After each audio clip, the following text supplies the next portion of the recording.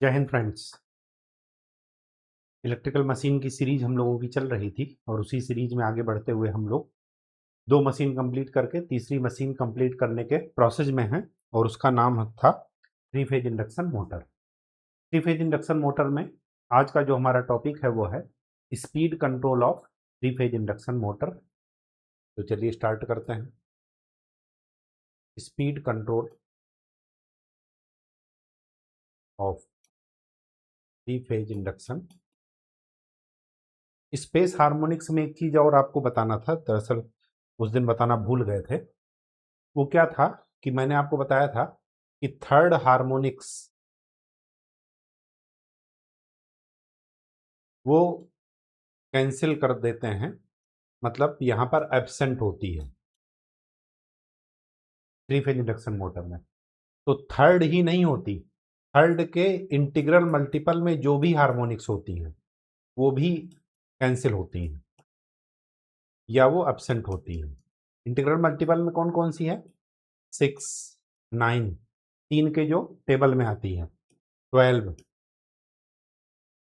15, ये सारी ये कैंसिल होती है। ठीक है, तो बचती कौन सी है? 5, 7, 11, 13, 17, 19, 23, 27, ये। ठीक है, और ऑर्डर वही होगा 6 के प्लस माइनस 1, 25 भी होगा। ठीक, बात समझ में आ गई? तो ये थोड़ा एडिशनल पॉइंट वहां पर ऐड कर लीजिएगा। Speed control of three phase induction motor में पहले स्पीड देखते हैं इंडक्शन मोटर की होती क्या है। N R is equal to होती है एन एस 1 माइनस एस। यहां पर एस क्या है? स्लिप है। तो स्पीड कंट्रोल का मतलब इंडक्शन मोटर की स्पीड जो है वो है एन आर, रोटर की स्पीड। तो हमें इसको कंट्रोल करना है। एन एस की वैल्यू क्या होती है? 120 एफ बाई पी, ये होती है। तो एन आर की वैल्यू किस पर डिपेंड करती है? वो डिपेंड करती है 120 F by P into 1 minus S. तो अगर स्पीड कंट्रोल करने के मेथड में देखूं तो किससे किससे स्पीड कंट्रोल हो सकती है? एक तो फ्रीक्वेंसी से, दूसरा पोल से, और तीसरा स्लिप से। ये तीन तो आपको दिख रहे हैं इस इक्वेशन में। दो और हैं, दो और कौन से हैं? लिखिएगा, टॉर्क से। तो टॉर्क को कंट्रोल करने के लिए कौन कौन से पैरामीटर हैं? एक तो है रोटर का रेजिस्टेंस और दूसरा है सप्लाई वोल्टेज। ठीक, तो टोटल कितने मेथड हो गए? 5। फ्रीक्वेंसी, पोल, स्लिप, रोटर रेजिस्टेंस और वोल्टेज कंट्रोल मेथड। तो यही आपको लिखना है। फर्स्ट है पोल चेंजिंग मेथड।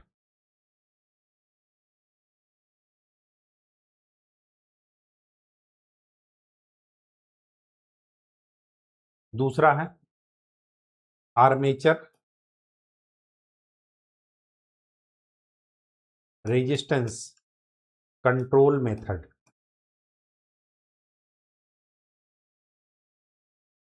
तीसरा सप्लाई वोल्टेज कंट्रोल मेथड।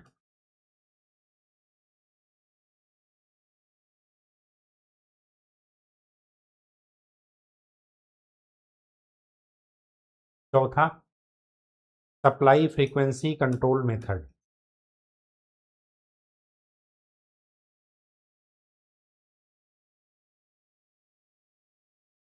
और पांचवा जो स्लिप वाला है उसको बोलते हैं slip energy recovery method.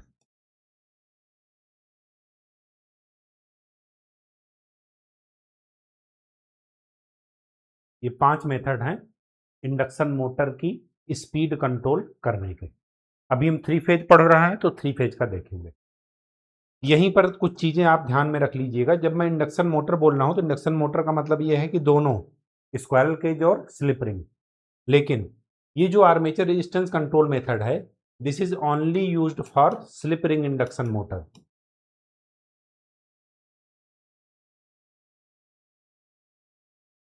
Slip ring induction motor या ये कहिए वाउंड मोटर में। क्यों?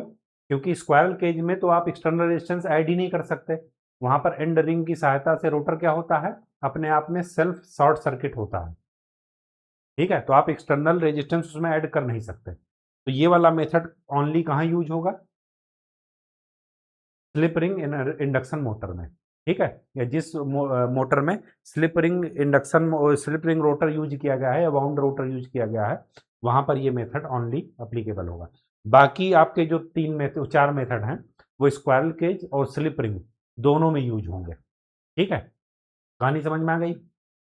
चलिए फर्स्ट हेडिंग डालिए, पोल चेंजिंग मेथड।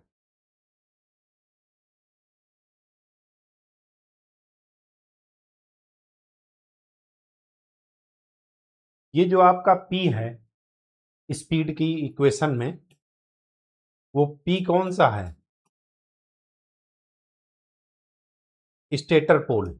ये ध्यान में रखिएगा, स्टेटर पोल्स, स्टेटर पर जो पोल है। अब आपको ये ध्यान में रखना है कि ये स्टेटर पोल तो हैं, तो अगर हमें इनको पोल को चेंज करने का है तरीका, तो हमारे पास 3 तरीके हैं। पहला, मल्टीपल स्टेटर वाइंडिंग।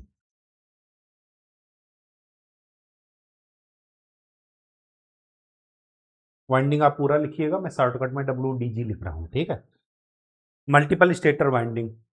दूसरा क्या है, method of consequent poles, method of consequent, CONSEQUENT, consequent poles. और थर्ड है पोल एम्पलीट्यूड मॉड्यूलेशन। घबराइएगा नहीं, सब आपको बारी बारी से बताएंगे, बस जैसे बताएं बस वैसे ही ध्यान रखना है। ठीक है, रटने की कोशिश मत कीजिएगा और ना ही 4 जगह से पढ़िएगा। ठीक, एक ही बुक पढ़िएगा, जो भी आपकी मर्जी हो। तो फर्स्ट हेडिंग डाल लीजिए, multiple stator winding. Multiple stator winding में क्या होता है,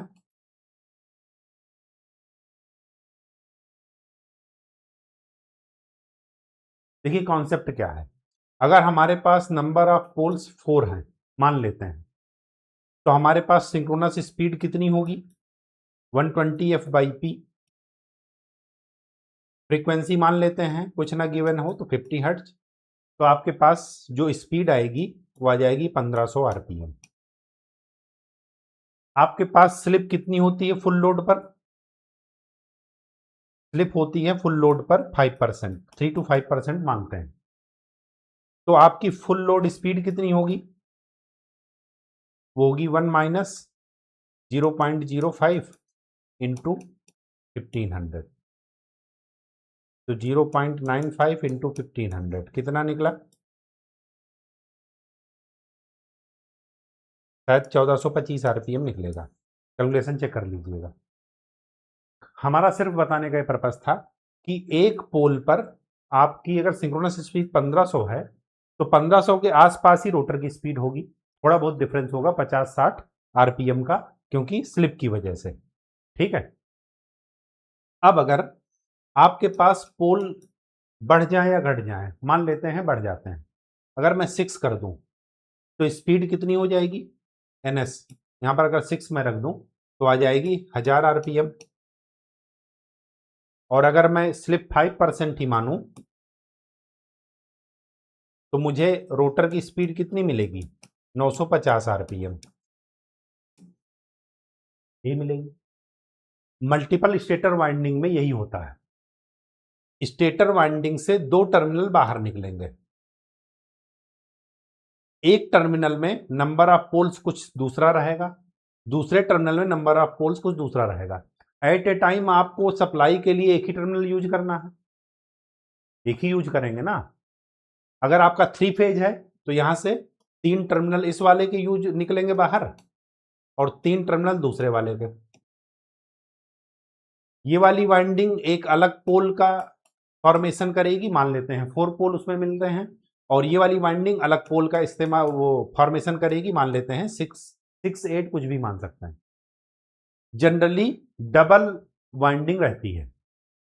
ठीक है, डबल से ज्यादा क्या करते हैं, नहीं करते हैं, ताकि पहली बात तो टफ होता है वो, दूसरा वाइंडिंग को एक दूसरे से इंसुलेट करना वो भी टफ काम होता है।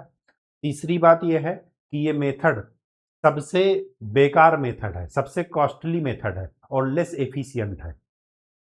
ठीक है, तो मल्टीपल स्टेटर वाइंडिंग में क्या करते हैं, एक से ज्यादा वाइंडिंग होती है, मिनिमम 2 रखते हैं। उनका पर्पज क्या है, ताकि उसमें अलग अलग पोल फॉर्म हो, बस इतना सा पर्पज है। और अलग अलग पोल की वजह से अलग अलग स्पीड आपको मिलेगी। तो अगर यहां पर 2 वाइंडिंग है तो आपको 2 स्पीड मिलेगी। लेकिन ये इस मेथड में क्या है, लिख लीजिएगा, most costly and less efficient, ये मेथड है। तो जनरली इस मेथड का यूज इस्तेमाल नहीं किया जाता जब तक कि बहुत जरूरी ना हो। ठीक है, कहानी समझ में आ गई, पर्पस समझ में आ गया कि क्या करते हैं। चलिए, दूसरा जो तरीका है वो है मेथड ऑफ कॉन्सिक्वेंट पोल्स।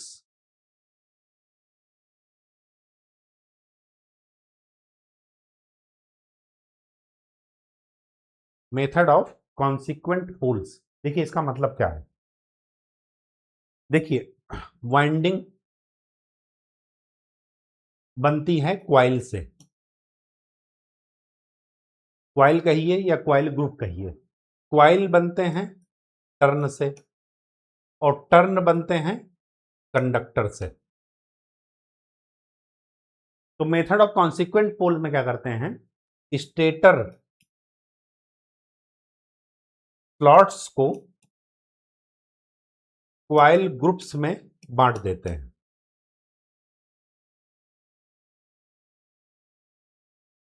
अलग अलग क्वाइल ग्रुप। अब आपके पास चॉइस है 2, 4, 6 कुछ भी आप ग्रुप बांध लीजिए, लेकिन जनरली क्या होते हैं, 2 ग्रुप बना देते हैं, क्योंकि हैंडल करना भी तो है चीजों को। तो 2 ग्रुप में हैंडल करना आसान है, ठीक वही जो पिछला वाला मेथड है। लेकिन इसमें देखिए करते क्या है, तो हमने स्टेटर बाइंडिंग को क्या कर दिया, क्वाइल ग्रुप में बांट दिया अलग अलग। जनरली कौन से कितने ग्रुप होंगे, 2 ग्रुप होंगे। तो जरा 2 ग्रुप का वाइंडिंग बनाइए।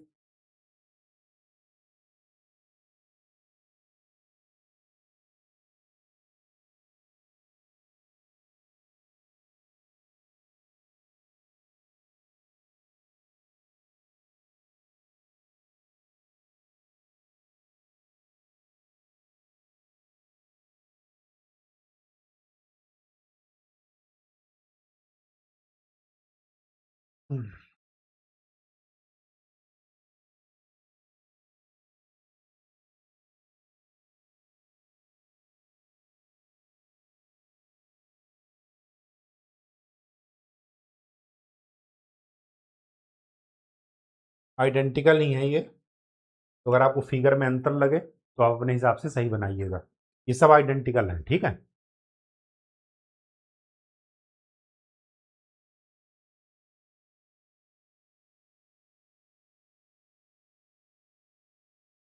इनका नंबर दे दीजिए, ये है 1, 2, 3, 4। तो जो ऑड वाले हैं मैंने उनको एक साथ लिख लिया, और जो इवन वाले हैं उनको मैंने एक साथ लिख लिया। इसको मान लेते हैं ए, बी, सी और डी। ठीक, मान लेते हैं ए टर्मिनल से करंट अंदर गई, तो करंट ये गई, यहां से बाहर निकली, यहां से फिर अंदर गई, यहां से बाहर निकल गई। मान लेते हैं जिसमें करंट ये अंदर जा रही है फिर बाहर आ रही, मतलब क्लॉकवाइज चल रही है करंट, तो मान लेते हैं नॉर्थ पोल है, तो ये भी नॉर्थ पोल बनेगा। ठीक, अब इसको हमें नॉर्थ के बाद क्या बनाना है, साउथ। तो इसमें क्या कर दीजिए, इसमें करंट बाहर निकाल दीजिए। यहां से बाहर निकली, यहां से अंदर जाएगी, यहां से बाहर निकली, यहां से अंदर जाएगी, तो डी टर्मिनल से यहां पर बाहर गई। तो ये एस है, ये एस है। हमने 2 क्वाइल ग्रुप बनाए, 2 क्वाइल ग्रुप्स। कौन कौन से, एक बना ए से सी और दूसरा बना बी से, सॉरी ए से बी, दूसरा बना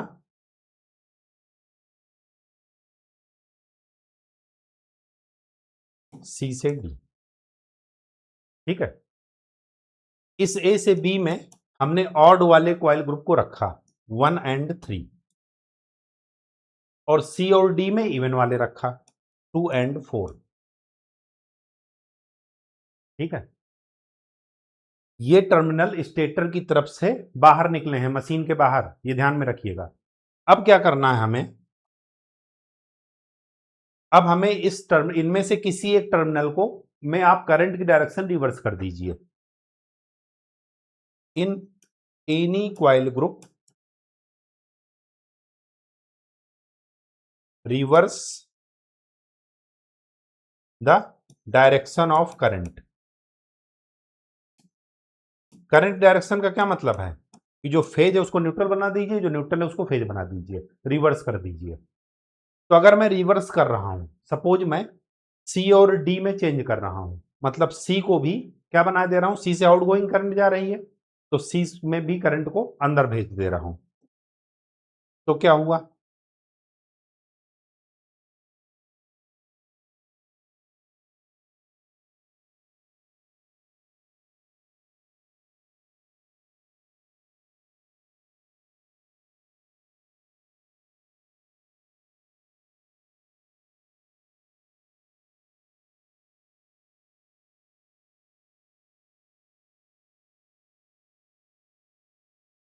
ये हैं कॉइल ग्रुप, सब आइडेंटिकल हैं, थोड़ा बनाने में अगर बड़ा छोटा हो तो आप कर लीजिएगा।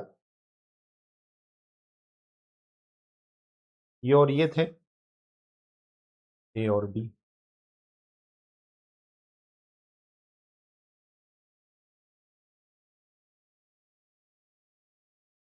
सी और डी। ए से करंट अंदर गई थी, ये नॉर्थ पोल बने थे। आपने क्या किया, सी में भी करंट को अंदर भेज दिया, डी से बाहर निकाल दिया।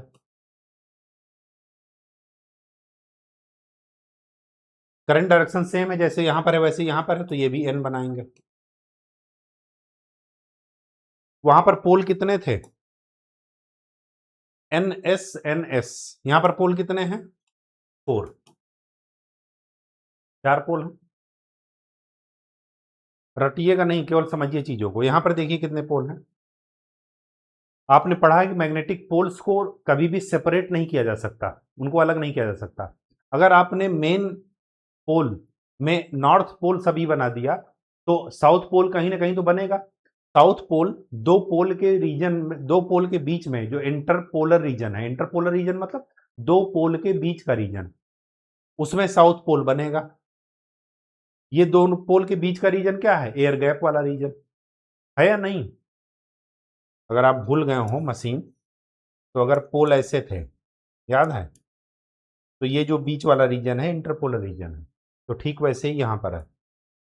तो साउथ पोल बनेंगे कि नहीं बनेंगे, बनेंगे। क्यों, क्योंकि ये एक दूसरे से अलग नहीं हो सकते। मैक्सवेल की इक्वेशन जब आपको ईएमएफ में पढ़ाएंगे तब आपको बताएंगे कि मैग्नेटिक पोल्स कभी भी सेपरेट नहीं हो सकते। ये जो पोल आपने करंट की डायरेक्शन चेंज करके इंटरपोलर रीजन में पोल अपने आप डेवलप हुए, इन्हीं पोल का नाम है कॉन्सिक्वेंट पोल्स। इन्हीं को क्या बोलते हैं, कॉन्सिक्वेंट पोल्स। इससे फर्क क्या पड़ा वो देखिए, इससे फर्क ये पड़ा कि नॉर्थ साउथ बन करके ये कितने पोल हो गए, पहले वहां पर थे 4, यहां पर कितने बन गए, 8। तो जब आपका पोल, नंबर ऑफ पोल्स बढ़ेंगे, तो एन आर इक्वल टू क्या है, 120F/P, 1 - S। अगर आपने P बढ़ा दिया तो स्पीड क्या हो जाएगी, कम। पोल को आपने क्या कर दिया, डबल कर दिया, तो स्पीड क्या हो जाएगी, हाफ। यहां पर एक ही इसका ड्रॉबैक है, क्या ड्रॉबैक है कि here poles can be halved only. Pole को आप सॉरी डबल कर सकते हैं,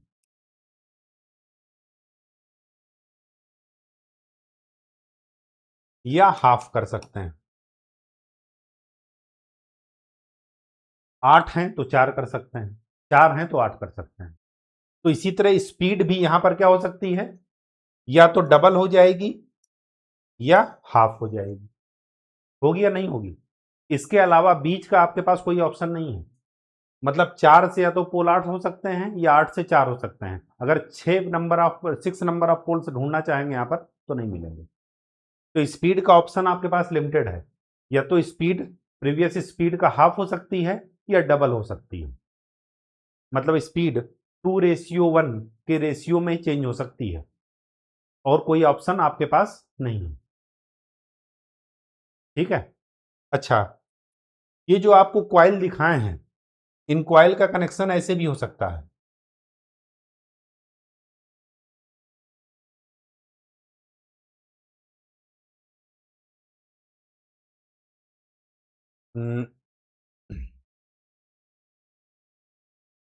ए, बी, सी और डी।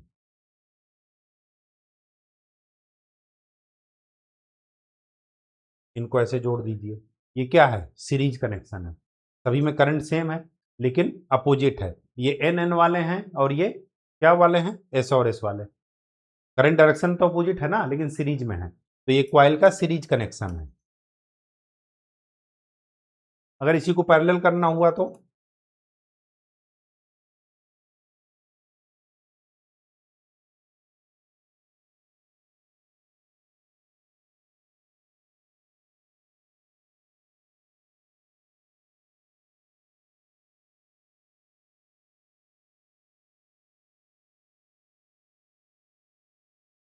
ए, सी, बी और डी। ठीक है, ये है पैरेलल कनेक्शन।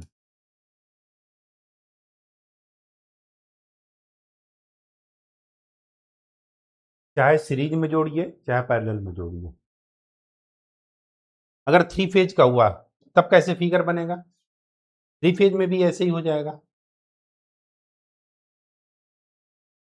ये हमने पैरेलल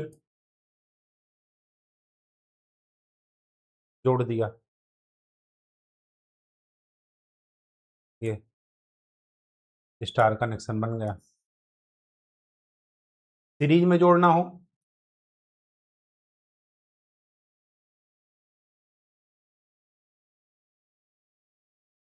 सीरीज में जोड़ दिया। पैरेलल में क्या है, यहां पर अगर पोल 6 है तो यहां पर पोल 12 हो जाएंगे। सीरीज में क्या हो जाता है? ऐड हो जाता है ना। तो ये हाई स्पीड में यूज करना है आपको, और ये लो स्पीड में। लो स्पीड कहां से जाने, क्योंकि नंबर ऑफ पोल्स अगर बढ़ गए तो आपका स्पीड क्या हो जाएगा? घट जाएगा। ये टॉर्क स्लिप कैरेक्टरिस्टिक।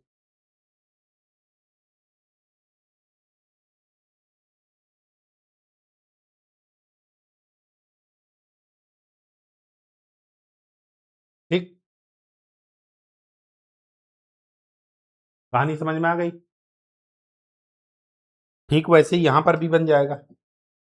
ये मतलब ये किसी भी का, मैंने तो ऊपर वाले फिगर का ड्रा किया है, आप इसका भी ड्रा कर सकते हैं। ये वाले का कॉन्सिक्वेंट पोल बनने के बाद, मतलब जब 8 पोल हो गए तब उसका भी फिगर ड्रा कर सकते हैं।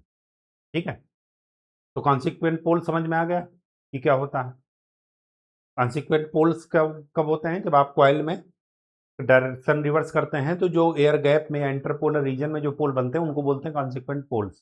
और उन पोल की बनने का कारण क्या है? कि मैग्नेटिक फ्लक्स की प्रॉपर्टी, कि कभी भी मैग्नेटिक लाइंस एन से एस में जाकर के कन्वर्ज होंगी और फिर वापस से एस से एन में आएंगी, एक क्लोज लूप बनाएंगी।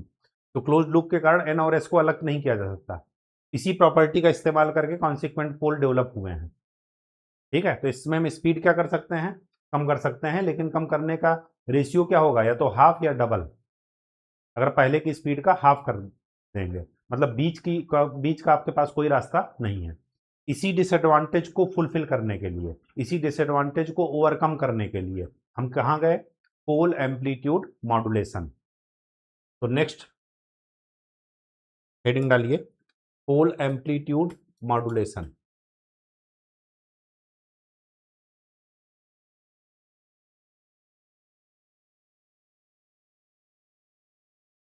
पोल एम्पलीट्यूड मॉड्यूलेशन क्या कहता है?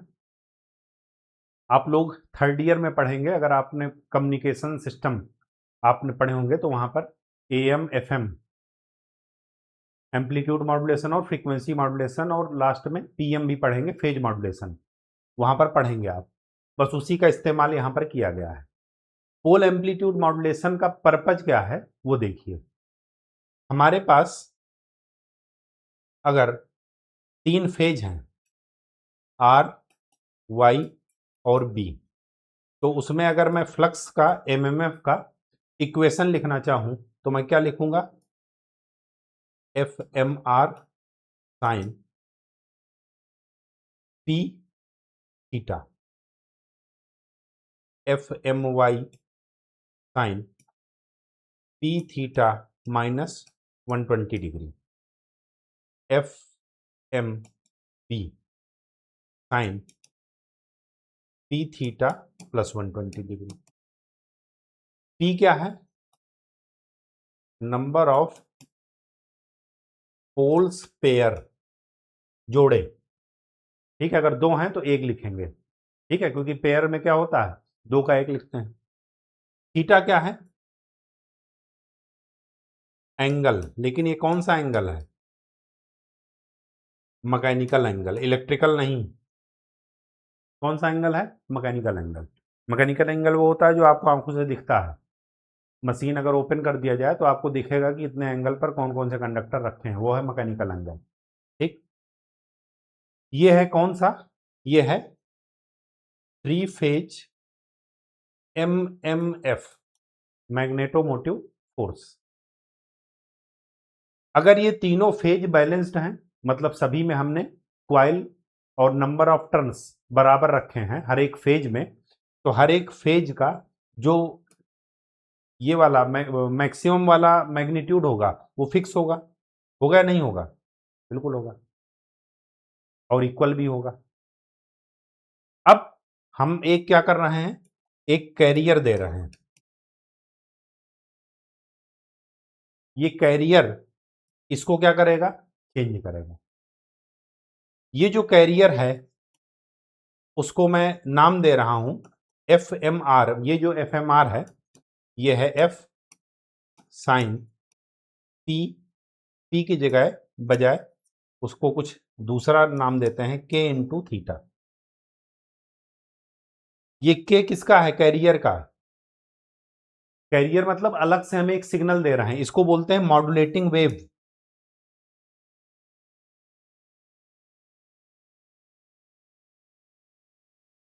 मॉड्यूलेटिंग वेव, ये अलग से हम दे रहे हैं। ये तो पहले से ही सप्लाई के साथ प्रेजेंट थे, इसको हम अलग से दिए। इनके और इनके कॉम्बिनेशन से एक नई चीज निकलेगी, उसी का नाम है पोल एम्पलीट्यूड मॉड्यूलेशन। ये हम अलग से दे रहे हैं कैरियर को, और कैरियर का वही क्या बोलते हैं? मॉड्यूलेटिंग वेव्स, जो कि इस फंडामेंटल को या इस सप्लाई सिग्नल को क्या करेगा? मॉड्यूलेट करेगा। ठीक है, इसी तरह वाई का लिख लीजिए।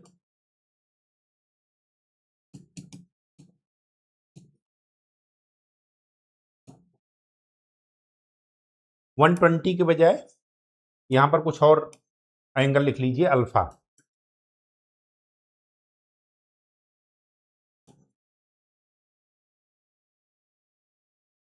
-2 अल्फा लिख लीजिए, या +2 अल्फा, या प्लस अल्फा, उससे कोई फर्क नहीं पड़ेगा। ठीक है, अब हमारे पास FMR की ये वाली वैल्यू वहां पर जाकर के पुट कर दीजिए। इसी तरह FMY की ये वाली वैल्यू यहां पर पुट कर दीजिए, FMB की ये वाली वैल्यू यहां पर पुट कर दीजिए। मैं FR निकाले दे रहा हूं, या तीनों को निकाल देता हूं। अगर मैं वहां पर जाकर के पुट करूंगा तो FR मुझे क्या मिल जाएगा? F साइन P थीटा और साइन K थीटा। अगर मैं इसको 2 से मल्टीप्लाई करके, 2 से डिवाइड करके फार्मूला लगाऊं 2 साइन ए साइन बी वाला, तो मुझे मिल जाएगा F/2 कॉस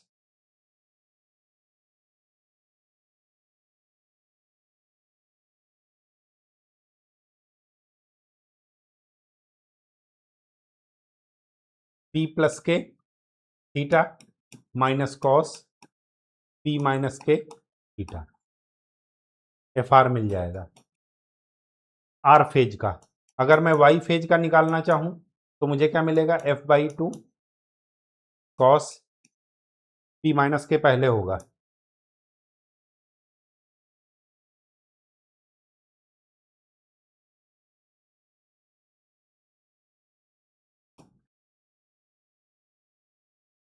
तो हो जाएगा पी माइनस के theta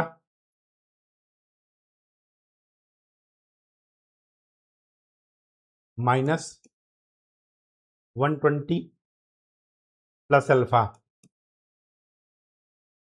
minus cos P minus के थीटा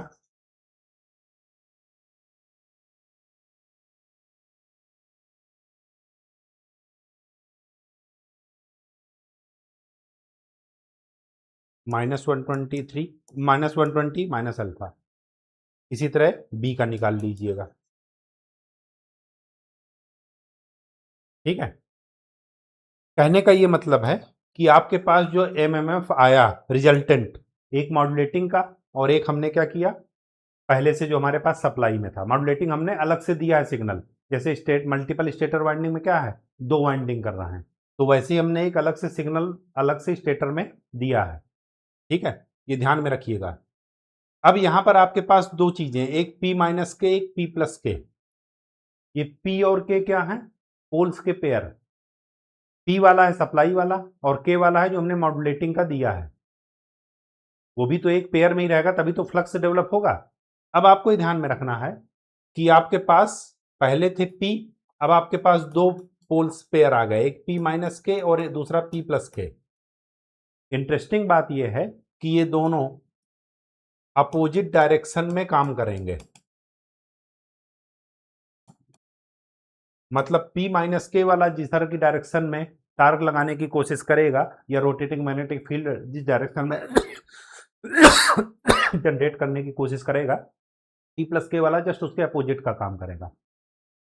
तो हमें डोमिनेटिंग तो एक को ही रखना है क्योंकि मशीन तो एक ही डायरेक्शन में रोटेट होगी। तो हमें क्या करना है, एक को सप्रेस करना है और दूसरे को प्रमोट करना है ताकि मशीन एक ही डायरेक्शन में घूम सके।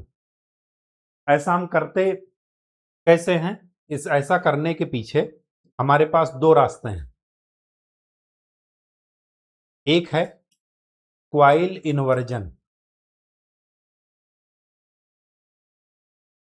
और दूसरा है क्वाइल ओमिशन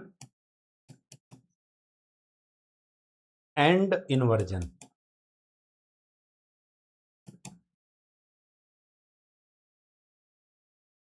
ये दोनों मेथड क्यों लगाए, ताकि ये जो हमारे पास दो पोल आ रहे हैं उनमें से एक के इफेक्ट को सप्रेस करना है और दूसरे को स्ट्रेंथन करना है ताकि मशीन एक ही डायरेक्शन में घूम सके और एक ही पोल पेयर वहां पर डोमिनेट कर सके। तो हमने क्या लगाया, हमारे पास उसके लिए दो तरीके अवेलेबल हैं। देखिए इस तरीके में करते क्या है, ध्यान से केवल देखिएगा, समझिएगा चीजों को। ये लाइन वो है, ये है मशीन, इसको आप यहां से एक जगह से काट करके स्ट्रेट कर दीजिए, वही आपको दिख रहा है, ठीक है। यहां पर पोल बना लीजिए,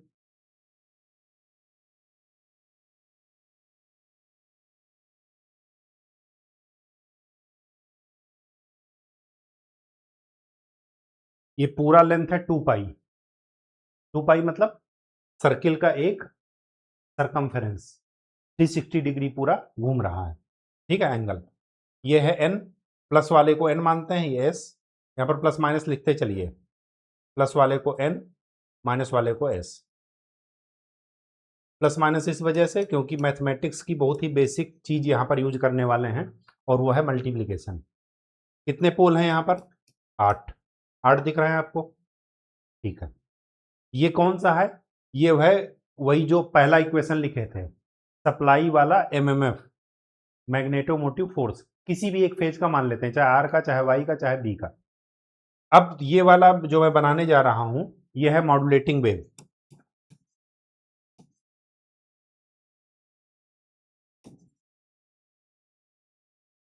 ठीक।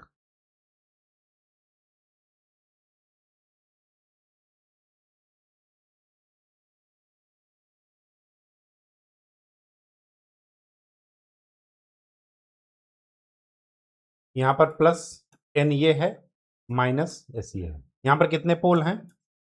2। अब मैंने क्या बताया था कि ये वाला इसको चेंज करेगा, कैरियर इसको क्या करेगा? चेंज करेगा। तो चेंज करने के लिए जो रिजल्टेंट आएगा वो इन दोनों का मल्टीप्लाई कर दीजिए। मल्टीप्लाई ही तो किए हैं ना, वहां पर मल्टीप्लाई कीजिए। तो प्लस का प्लस के साथ जब मल्टीप्लाई करेंगे तो आपके पास क्या आएगा? प्लस का प्लस के साथ मल्टीप्लीकेशन प्लस, प्लस का माइनस के साथ मल्टीप्लीकेशन माइनस, प्लस का प्लस के साथ मल्टीप्लीकेशन प्लस, प्लस का माइनस के साथ मल्टीप्लीकेशन माइनस। यहां तक तो कोई दिक्कत नहीं। तो एन एस एन, यहां पर जरा देखिए, माइनस का प्लस के साथ माइनस, माइनस का माइनस के साथ प्लस, माइनस का प्लस के साथ माइनस, और माइनस का माइनस के साथ प्लस। तो ये एस एन एन कितने हो गए? एन एस, अभी तो ये पूरा एस बन गया, फिर बन गया एन एस। ये वाला एन आगे है, आगे एस बनाएगा, तो इसको अभी छोड़ देते हैं। ठीक, तो कितने पोल यहां पर हो गए? 6। स्पीड चेंज हो गई आपकी, हो गई नहीं हो गई? और इसमें नंबर ऑफ पोल्स हम अपने अकॉर्डिंग बना सकते हैं, ये भी ध्यान रखिएगा। क्यों? क्योंकि सब कुछ हमारा इस मॉड्यूलेटिंग वेव पर ही डिपेंड कर रहा है। इसका मल्टीप्लीकेशन ही तो हो रहा है, तभी तो रिजल्टेंट आ रहा है। तो जो वहां पर मेथड ऑफ कॉन्सिक्वेंट पोल्स में हमारे पास समस्या क्या थी कि या तो हम स्पीड को डबल कर सकते थे या हाफ कर सकते थे, मतलब 2 के रेशियो में आपको स्पीड चेंज हो रही थी। यहां पर क्या है? ऐसा नहीं है। आप मॉड्यूलेटिंग वेव का वेव फॉर्म चेंज करेंगे, इसका जो है पोल्स, वहां पर ओवरऑल पोल क्या हो जाएंगे? चेंज हो जाएंगे। और जब पोल चेंज हो जाएंगे तो स्पीड भी आपकी चेंज हो जाएगी। ठीक है, ये तो हुआ क्या? Coil inversion. क्या बोलते हैं इसको? Coil inversion. देखिए यहां पर एन की जगह क्या हो गया? एस हो गया। इन्वर्ट हो गया कि नहीं हो गया? इसी वजह से इसको बोलते हैं क्वाइल इन्वर्जन। दूसरा मेथड क्या है?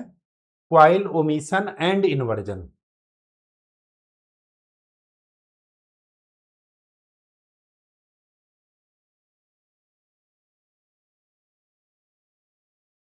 इसमें क्या करेंगे? इसमें हम कुछ क्वाइल को ओमिट भी कर सकते हैं। ओमिट का मतलब छोड़ देना।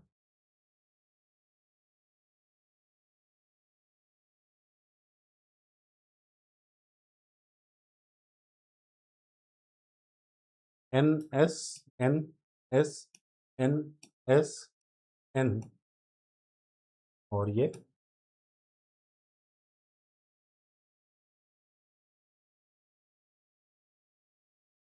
अब मॉड्यूलेटिंग वेव का देखिए क्या कर रहा है।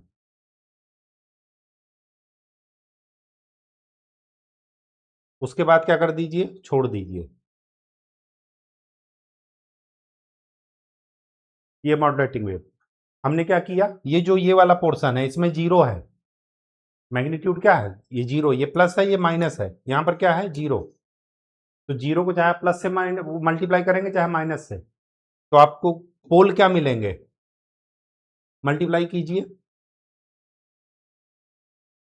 मल्टीप्लाई करेंगे तो आपका प्लस से मल्टीप्लीकेशन प्लस, प्लस और माइनस माइनस, तो एन एस। यहां पर जीरो का मल्टीप्लीकेशन जीरो हो जाएगा, फिर यहां पर एन। यहां पर आपके पोल कितने हैं? 8। यहां पर पोल कितने हैं? 2। यहां पर पोल कितने हैं? 4।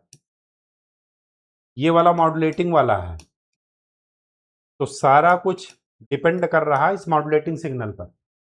आपने क्वाइल को इन्वर्ट तो किया, लेकिन बीच में क्या कर दिया? ओमिट कर दिया। कुछ क्वाइल को आपने क्या कर दिया? छोड़ दिया। इसी वजह से इस मेथड का नाम है क्या? Coil omission and inversion.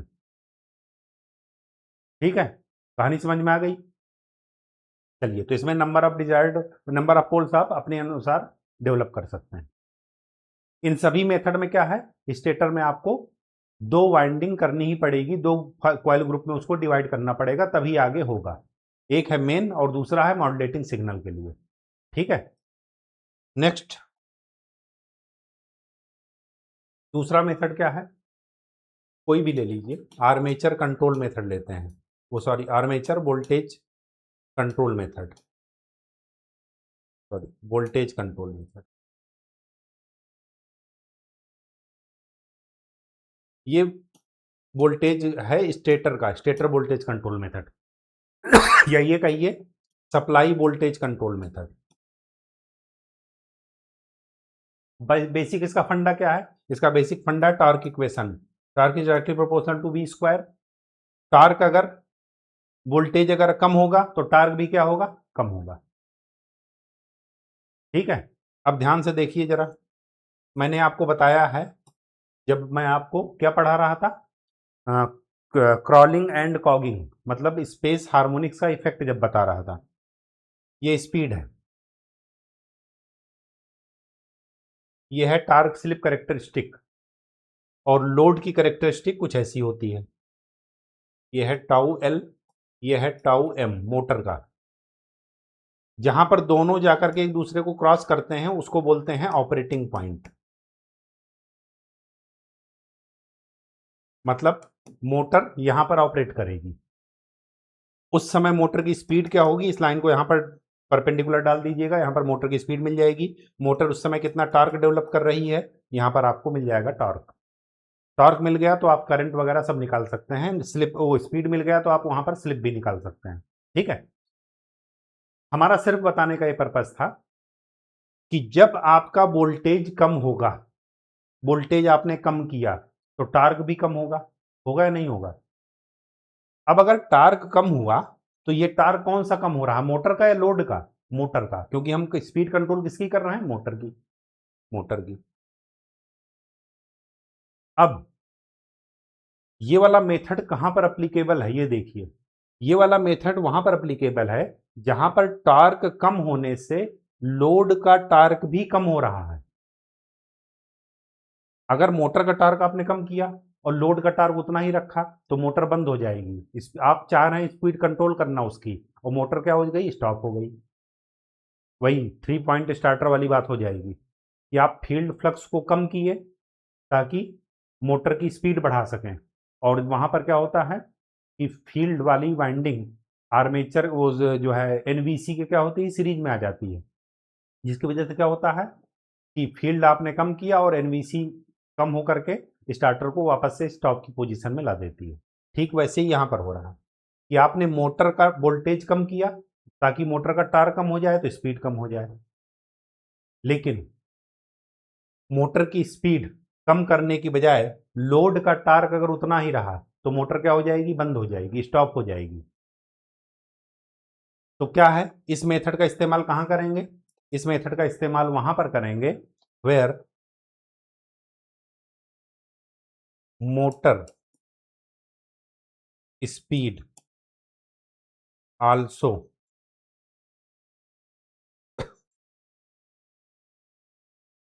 reduced, motor speed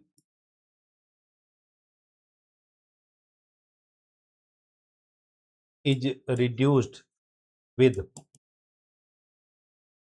decrease of load torque।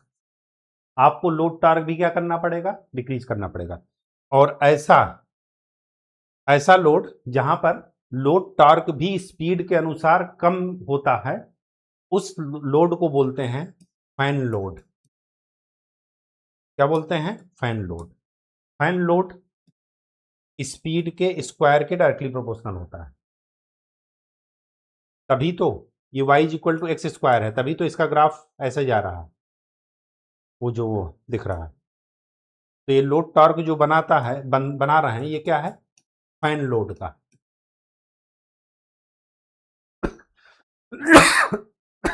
Voltage और कम करेंगे, स्पीड आपकी और कम हो जाएगी, वोल्टेज और कम करेंगे, स्पीड और कम हो जाएगी। अगर मैं इसको V1 लिखूं, इसको V2 लिखूं, V3 लिखूं, तो V3 is greater than V2 is greater than V1। ठीक है, तो आपका स्पीड के अनुसार लोड टॉर्क भी क्या होना चाहिए, रिड्यूस होना चाहिए, अदरवाइज ये मेथड काम नहीं करेगा। ठीक है, बात समझ में आ गई। और बेसिक पर्पज इसका क्या है, वोल्टेज से टॉर्क कंट्रोल करना, फिर टॉर्क से speed. Next, armature resistance control method. ये तो आपको बता दिए, it is only used for slip ring या वाउंड इंडक्शन मोटर। ठीक है, क्यों? क्योंकि वहीं पर एक्सटर्नल रेजिस्टेंस आप ऐड कर सकते हैं। आर्मेचर रेजिस्टेंस ऐड करने का पर्पज क्या था? स्टार्टिंग करंट को कम करना। दूसरा पर्पज क्या था? स्टार्टिंग टार्क को बढ़ाना। और तीसरा पर्पज क्या था? स्पीड कंट्रोल करना। स्पीड कंट्रोल के लिए हम किसका इस्तेमाल करते हैं? एसएम का। एसएम क्या होती है? R/X। Slip eight maximum torque भूल गए? हम क्या करते हैं, एक्सटर्नल रेजिस्टेंस ऐड करके स्लिप को स्टार्टिंग स्लिप के बराबर लाते हैं, मतलब एसएम की वैल्यू 1 के बराबर लाना चाहते हैं। क्यों? क्योंकि एसएम मैक्सिमम स्लिप नहीं है, एसएम वो स्लिप है जिस पर टॉर्क मैक्सिमम है। मतलब हम चाहते हैं कि मोटर अपना मैक्सिमम टॉर्क स्टार्टिंग के दौरान ही क्या कर ले, गेन कर ले। ठीक है, तो इस मेथड का इस्तेमाल क्या कर रहे हैं, केवल और केवल एसएम का यूज करके, मतलब स्लिप एट मैक्सिमम टार्क का यूज करके हम स्टार्टिंग टार्क, मतलब मैक्सिमम टार्क को स्टार्टिंग टार्क में, या स्टार्टिंग टार्क को मैक्सिमम टार्क के बराबर लाना चाहते हैं। जो मैक्सिमम टार्क हमें कहीं पर बीच में मिलता, बीच में मतलब स्टार्टिंग से रनिंग के दौरान में, उसको हम पहले स्टार्टिंग के दौरान ही अचीव करना चाहते हैं। इसका बेसिक पर्पज ये है, लेकिन ये मोस्ट एफिशिएंट मेथड है नहीं। क्यों? क्योंकि इसमें एनर्जी बहुत वेस्ट होती है, I²R के रूप में, आर्मेचर रेजिस्टेंस कंट्रोल मेथड में। लेकिन यह है कि स्मूथ इसमें कंट्रोल भी मिल जाता है।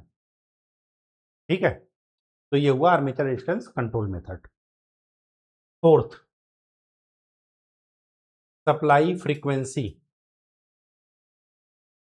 कंट्रोल मेथड या चेंज मेथड। सप्लाई फ्रीक्वेंसी इस फार्मूले से चेंज करने के दौरान आपकी स्पीड चेंज होगी।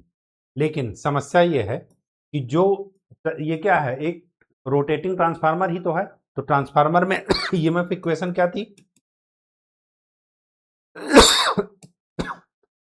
यहां पर एन की जगह टी लिख दीजिए, नंबर ऑफ टर्न्स। अब अगर आप फ्रीक्वेंसी को चेंज करेंगे, फ्रीक्वेंसी मान लीजिए घटाए, केवल ध्यान से समझिए चीजों को। अगर आपने फ्रीक्वेंसी घटाया तो फाइव की जरा वैल्यू निकालिए।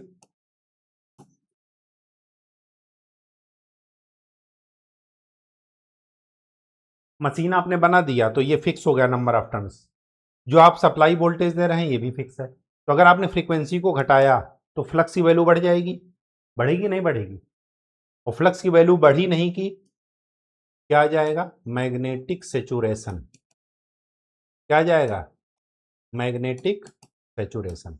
और मैग्नेटिक सेचुरेशन बहुत खतरनाक चीज है। क्यों? क्योंकि वो फ्लक्स के वेव फॉर्म को तो डिस्टर्ब करेगा ही करेगा, कोर लॉसेज इतनी ज़्यादा करेगा, मशीन को इतनी ज़्यादा हीट करेगा कि मशीन अपनी परफॉर्मेंस अच्छे से नहीं दे पाएगी।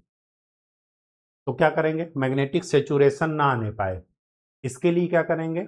जब भी फ्रीक्वेंसी कंट्रोल मेथड यूज किया जाता है, तो अगर आप फ्रीक्वेंसी को बढ़ाते हैं तो साथ घटाते हैं, तो आपको साथ में ईएमएफ या सप्लाई वोल्टेज को भी घटाना पड़ेगा। क्यों? कुछ इस तरीके से घटाना पड़ेगा कि जो E/F रेशियो है वो कांस्टेंट बना रहे। कांस्टेंट का मतलब इनडायरेक्ट रूप से कहेंगे कि फ्लक्स की वैल्यू कांस्टेंट रहे, क्योंकि E/F रेशियो क्या बताएगा? ये तो कांस्टेंट है ही है, ये तो कांस्टेंट है ही है, क्योंकि हमने मशीन डिजाइन कर रखी है, नंबर ऑफ टर्न्स फिक्स है। तो फ्रीक्वेंसी को कुछ इस तरीके से चेंज करेंगे कि जो सप्लाई वोल्टेज है वो भी क्या हो, चेंज हो, ताकि हमारा फ्लक्स मशीन में क्या बना रहे, कांस्टेंट। अदरवाइज सेचुरेशन अगर आ गया तो डेंजरस है। ठीक है, अब ध्यान से देखिए, अब आपके पास ऐसी डिवाइस होनी चाहिए जो वोल्टेज को चेंज करे और फ्रीक्वेंसी को भी चेंज करे। तो आपके पास क्या तरीका है? पहला तरीका है वोल्टेज इन्वर्टर, दूसरा करंट इन्वर्टर,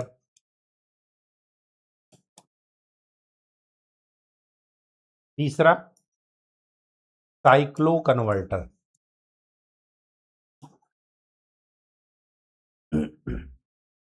ये क्या करता है? डीसी टू एसी, लेकिन फिक्स फ्रीक्वेंसी को देगा आपको, या वेरिएबल भी हो सकती है, मतलब 50 हर्ट्ज 40 हर्ट्ज जो भी आप कहें। साइक्लो कन्वर्टर में voltage and frequency both changes, ये ध्यान में रखिएगा, ये आपको पावर इलेक्ट्रॉनिक्स में मैं पढ़ाऊंगा साइक्लो कन्वर्टर क्या होता है। ठीक है, सब कुछ सॉलिड स्टेट फिजिक्स पर काम करेगा, सॉलिड स्टेट डिवाइसेस होती है ये पावर इलेक्ट्रॉनिक्स में। ठीक है, पावर इलेक्ट्रॉनिक्स वो इलेक्ट्रॉनिक्स है जो कि वोल्टेज में ऑपरेट करती है चीज़ों को, voltage kilo volt mega volt में। वो नॉर्मल इलेक्ट्रॉनिक्स क्या होती है? मिली वोल्ट में ऑपरेट होती है, मिली या माइक्रो वोल्ट में। लेकिन पावर इलेक्ट्रॉनिक्स क्या करती है? चीज़ों को हाई वोल्टेज रेटिंग में ऑपरेट करती है। ठीक है, और नॉर्मल फ्रीक्वेंसी पर, नॉर्मल इलेक्ट्रॉनिक्स क्या होती है? वहाँ पर फ्रीक्वेंसी बहुत ज़्यादा होती है, किलो हर्ट्ज मेगा हर्ट्ज इनमें, और वोल्टेज बहुत कम होता है, मिली वोल्ट माइक्रो वोल्ट में। ठीक है, तो हमारे पास ये तरीके हैं। तो बेस्ट तरीका किसको यूज करेंगे? साइक्लो कन्वर्टर, क्योंकि वहाँ पर वोल्टेज और फ्रीक्वेंसी दोनों चेंज होगी। ठीक है, ये थोड़ा थोड़ा मेथड ही पढ़ना है कि बेसिक फंडा आपको क्लियर हो जाए। लास्ट देखते हैं स्लिप एनर्जी रिकवरी मेथड।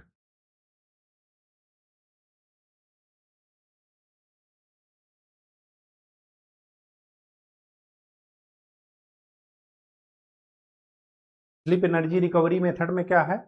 जो स्लिप पावर है, स्लिप पावर क्या होती है मैंने आपको बताया था, जिसको बोलते हैं एसपीजी। और एसपीजी किसके बराबर होती है? Rotor copper loss, I square R. तो स्लिप पावर जो कि रोटर में रोटर कॉपर लॉस की तरह वेस्ट हो जा रही है, इस पावर को हम क्या करते हैं? बैक टू सप्लाई करते हैं। तो उससे क्या होता है? हमारा ओवरऑल सिस्टम इफिशियंसी वो बढ़ जाती है, और उससे हम स्पीड भी क्या कर सकते हैं? कंट्रोल कर सकते हैं। इसमें स्पीड कंट्रोल करने का क्या मेथड यूज करते हैं वो देखिए। इसमें मेथड ये यूज होता है कि torque is directly proportional to voltage square, लेकिन ये वोल्टेज स्क्वायर क्या है? रोटर वाला। ठीक है, जिसको आप कहते थे ये SE2S, भूल गए? याद है? याद है, या ये कहिए torque is directly proportional to E2R का स्क्वायर। रोटर के रोटेटिंग कंडीशन में जो ईएमएफ जनरेट हो रहा है उसके डायरेक्टली प्रोपोर्शनल है। हम क्या करते हैं? इसी ईएमएफ को कंट्रोल करते हैं ताकि टार्क कंट्रोल हो जाए, और टार्क कंट्रोल हो जाए तो स्पीड कंट्रोल हो जाएगा। देखिए, ये है 3 फेज सप्लाई, ये है मोटर। मोटर में हमने 3 फेज दिए,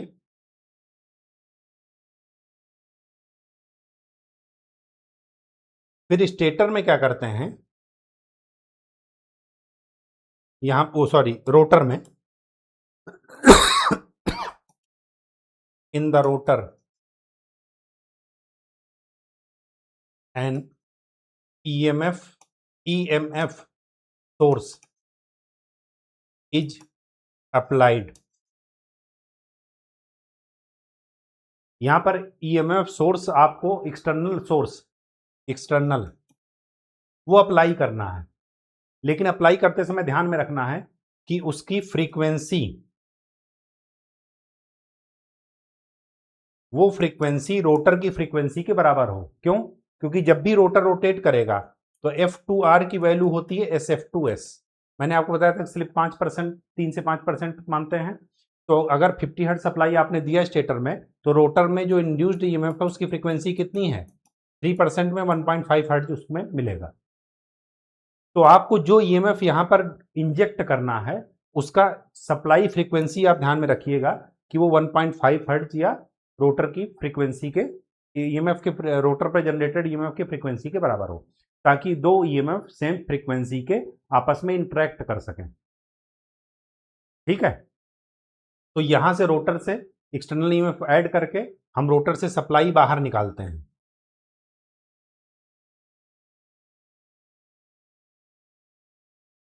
ये लगे हैं डायोड,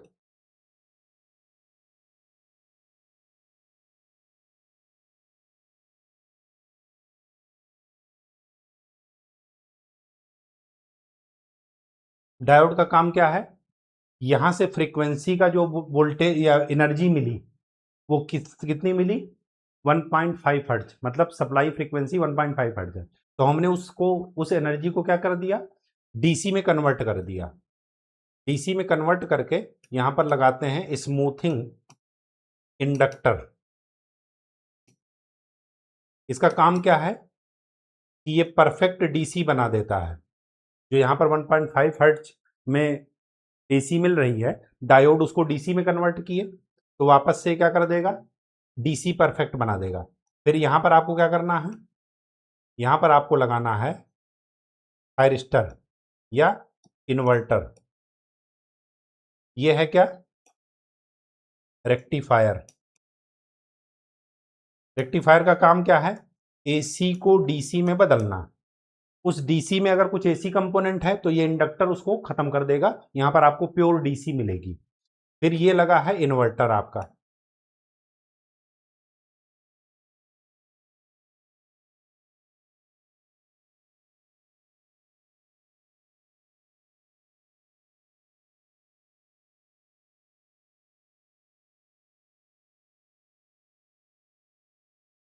ये वापस से आपको सप्लाई में रिटर्न कर देगा।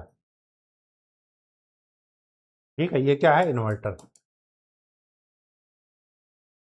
इन्वर्टर का काम क्या है, डीसी को एसी में बदलना। और कौन सी एसी में बदलना, एक फिक्स फ्रीक्वेंसी की एसी में बदलना। तो यहां पर अगर 1.5 हर्ट्ज का मिल रहा तो ये वापस से 50 हर्ट्ज में करके वापस से रिटर्न बैक टू सप्लाई कर देती है। इसको बोलते हैं सीयर बस ड्राइव, SCHERBIUS। आगे हम आपको पढ़ाएंगे पावर इलेक्ट्रॉनिक्स में क्रैमर ड्राइव भी पढ़ाएंगे। ठीक है, तो ये सीयरबस ड्राइव भी है। सबसे एफिशिएंट मेथड होता है ये, क्योंकि यहां पर हम क्या करते हैं, एनर्जी को रिकवर कर रहे हैं जो एनर्जी लॉसेज में जा रही थी। ठीक है, कहानी समझ में आ गई। स्पीड कंट्रोल समझ में आ गया। स्पीड कंट्रोल पर इस पर न्यूमेरिकल नहीं आता है, लेकिन आपका टार्क पर न्यूमेरिकल आता है, वो शायद कल कराएंगे। और कल ही अगर वो न्यूमेरिकल नहीं कराए तो कल ये चैप्टर जनरेटर पढ़ा करके समाप्त हो जाएगा, थ्री फेज इंडक्शन मोटर। ठीक है, तो 2 दिन का है वो टॉपिक। एक है, एक दिन टार का वो न्यूमेरिकल करेंगे और दूसरे दिन जनरेटर पढ़ेंगे और मोटर के टाइप पढ़ करके उनका एप्लीकेशन पढ़ करके एंड कर। ठीक है, कहानी समझ में आ गई। अच्छा, एक चीज और बता दूं आपको, ये जो रिहास्टेटिक कंट्रोल मेथड आपने पढ़ा, आर्मेचर रेजिस्टेंस कंट्रोल मेथड, ये यूज होता है मैक्सिमम जगह पर। यहाँ पर स्टार्टिंग टार्क हाई चाहिए, जैसे क्रेन में, क्रेन में मोस्टली यूज होता है। ठीक है, आर्मेचर रेजिस्टेंस कंट्रोल मेथड। चलिए मिलते हैं आपसे नेक्स्ट क्लास में, तब तक के लिए खूब अच्छे से पढ़ाई कीजिए, मेहनत कीजिए और चीज़ों का रिवीजन जरूर कीजिए। और सबसे अच्छी बात यह है कि स्वस्थ रहिए। धन्यवाद।